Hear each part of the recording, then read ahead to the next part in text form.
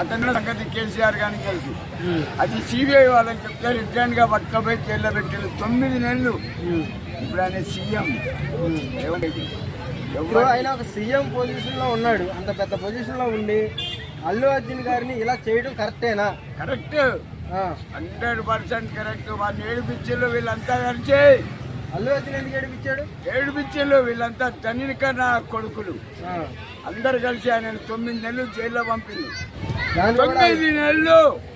ఇప్పుడు వాడు ఎవరిని వదలడు. ఎందుకంటే ఒక అధికారి, ఒక సీఎం, 4 కోట్ల ప్రజలకు ఒక అధికారి ఎవరిని వదలడు. కాకపోతే నేను సపోర్ట్ చేస్తా, రేవంత్ రెడ్డికి నేను సపోర్ట్ చేస్తా. 9 నెలలు జైల్లో పన్నాడు. నా కొడుకుపై పరామర్శించే 9 నెలలు పన్నాడు జైల్లో. ఎవడికెరక? ఎవడికి తెలియదు, నాకెరక.